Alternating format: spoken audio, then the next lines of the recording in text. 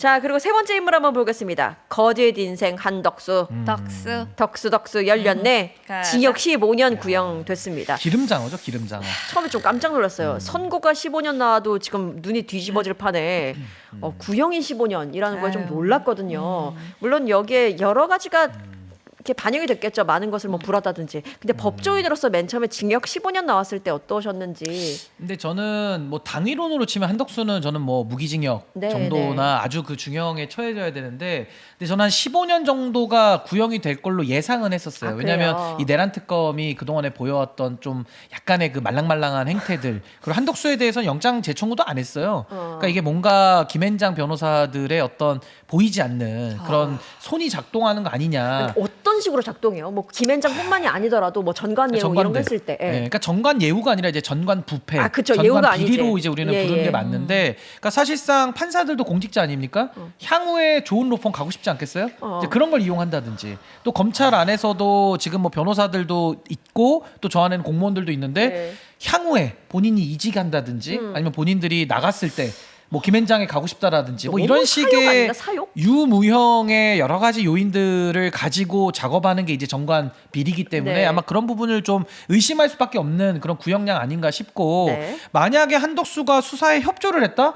아니 그러면 내란 특검에서 좀 획기적인 게 나와야 되는데 나온 게 있습니까? 그러니까 수사 협조한 것도 없어요. 뭐 혹자들은 뭐 추경호 건에 대해서 뭐 혹시 했지 않겠냐라고 하시는데, 아마 다음 주에 와서 추경호 어떻게 결과 나오는지 한번 보시죠. 그 한덕수의 기여가 있는지 저는 매우 회의적으로 보기 때문에 네네. 결국에는 이 15년 구형이라는 것은 너무나도 솜방망이로 한덕수를 정말 봐주기 위한 이 구형한 거 아니냐 그런 생각이 네. 들어서 저는 딱 그 소식 듣고 저 굉장히 뚜껑이 많이 열렸습니다, 사실은.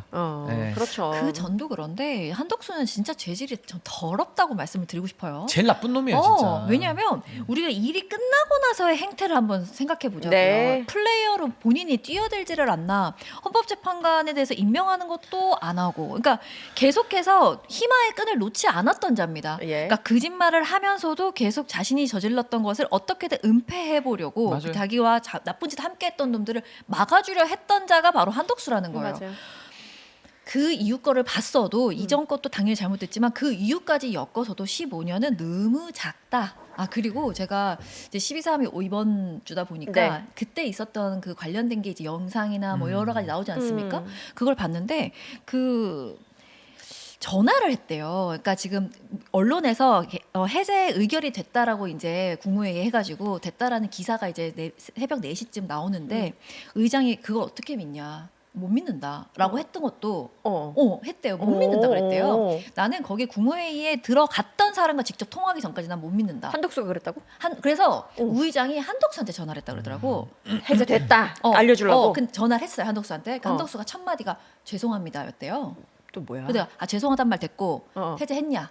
됐냐? 그게 다 됐냐? 했더니 됐다. 의결됐다. 그래서 알겠다. 하고는 그때부터 이제 본회의장에서 나가셔도 된다라고 의장이 말을 했다 그러더라고요. 진짜. 그 당시에 죄송하다고 했으면 그 이후에 진짜 죄송했으면 본인의 행동이 그렇게 되면 안 되는 거죠. 그렇죠. 그 이후에 했던 행동 볼까요? 헌법재판관 임명해 놓은 사람 그거 막았죠. 그리고 또 반대로 자기가 또 추천을 했죠. 그래가지고 그건 또 까였긴 했지만 직권 남용으로도 지금 아마 걸릴 것 같잖아요. 그리고 또 그 헌법재판소 나와서는 제가 헌재에서 위증을 했습니다. 위증도 하고 굉장히 적극적으로 범죄를 많이 저질렀단 말이에요. 이 부분에 대해서 어떻게 책임을 지려고 최후진술에서 보면 그래, 하지만 저는 찬성하거나 계엄을 도우려고 한 적은 없습니다 라고 이야기를 할 수 있는지, 이 사람의 말이 처음부터 끝까지 믿을 구석이라고는 하나도 없다라는 생각뿐입니다. 그러니까 한덕수가 제가 왜 아까 가장 제일 나쁜 놈이라고 이야기를 했냐면 계엄을 막을 수 있었던 2인자였어요. 그러니까 본인이 사표를 쓰거나 기자들한테 문자로만 뿌렸어도 윤석열의 계엄은 여기까지 오지도 못합니다. 네. 근데 그 막을 책임이 있던 사람이 안 막았다라는 게 전 가장 큰 비난 가능성인 거고, 또 하나는 한덕수가 그 계엄 국면에서 세모처럼 아주 애매모호하게 행동했던 이유는 그거 아니겠습니까? 계엄이 성공하면 친이 쿠데타가 성공하면 본인은 정권의 2인자로 평생 먹고 살겠다. 라는 기대, 그리고 만약에 계엄이 실패할 때 본인이 그 처벌로부터 면제받아야 될 거를 생각을 했기 때문에 이런 식의 좀 뭐 서류도 은폐한다든지 사인도 안 한다든지 이런 식의 여러 가지 작업들을 쳐놓은 거예요. 네. 그러고 나서 계엄에 대한 진상을 밝히는 과정에서도 한덕수가 끊임없는 거짓말을 했죠. 그 만약에 CCTV도 확보 못했으면요 한덕수 말에 다 속아 넘어갈 뻔한 네, 거예요. 네. 그러니까 이런 식의 본인이 계엄이 성공하면 친위 쿠데타로 먹고 살고 만약에 실패했을 때는 책임으로부터 자유롭기 위한 여러 가지 거짓말과 방어 기제를 해온 거거든요. 그렇죠. 근데 이런 인간이 권한 대행을 했고 심지어 대선 출마까지 합니다. 그 대선에 있어서. 기어코. 그러니까 이거는 정말 있을 수 없는 내란의 연장을 획책했던 사람이기 때문에 저는 그래서 제가 비난 가능성이 더 높다는 거고 지금 이 순간까지도 정말 한덕수는 여전히 반성 안 하고 있습니다, 사실은. 근데 네. 이렇게 형량을 낮게 구형을 할 이유가 뭐가 있느냐. 근데 다행히도 뭐 불행인지 다행인지 모르겠지만 이진관 재판장이 그래도 재판을 하고 있고 예. 이 검찰의 구형량에 구애받진 않거든요. 그래서 저는 좀 소신 있는 판결을 할 걸로 좀 기대는 좀 하는데 네. 어쨌든 특검이 보인 태도는 전 좀 너무 실망스럽다. 네, 그 부분 그렇군요. 말씀드립니다. 그 영상을 요즘에 보고 있다고 말씀드렸잖아요. 네. 그때 막 달려온 진짜 용사에서 알바하다 뛰어왔습니다. 어떤 할아버지는 이럴 수는 없는 거라고 막 소리를 지르시더라고요. 이게 지금 몇 년 이게 말이 되냐? 2025년이다라고 어떤 할아버지가 막 소리 지르시는데 저는 그 모습을 보면서 한덕수라는 사람한테 정말 좀 약간 사람이 정말 저렇게 경멸스러울 수 있는가라는 생각이 좀 들었어요. 왜냐하면 당시에는 평생 나라에 녹을 먹던 사람이에요. 총리를 2번이나 했고요. 네 뽀개때 들어가고 네 가족들 먹여 살리던 그 돈들 다 국민들 세금으로 나온 겁니다. 그 사람들한테 총구를 겨누겠다고 했는데 어떻게 막을 수 있는 그 한 번의 꿈쩍도 안 했는가. 그러니까 이 사람은요 평생 나라의 목을 먹었지만 진짜 자기 일신의 영달만을 위해서 모든 선택을 하던 그런 인간인 맞아요. 거예요. 그런데도 총리를 2번이나 해먹고 자기가 뭐라도 됐냐 어깨 끼떡거리면서 돌아다녔습니다. 게다가 법정에서 보이는 모습은 거의 기어 들어가는 목소리예요. 합니다. 이렇게 말하면서 잘 생각해 보세요. 불쌍한 척해. 그때 광주 갔을 때 소리 지르면서 사랑해야 합니다. 뭐 이런 거 할 때나 호남 사람입니다. 김문수한테 막 따질 때 뭐 예. 그때 정말 위풍당당하거든요. 그러니까 사람이 정말 너무 역겹습니다. 정말 이렇게 하면 안 되는 거야. 그러니까 진짜. 저는 한덕수 안에는 정말 추악한 탐욕이 있다고 봐요. 그러니까 결국에는 본인의 일신의 영달을 위해서 자신의 이익을 위해서 결국 나라를 팔아먹은 거 아닙니까? 아니 본인이 계엄을 같이 기획을 했든 몸박았든 어쨌든 본인으로서 국무총리로서 해야 할 그 권한과 책임에 따른 행동을 안 한 건 분명하잖아요.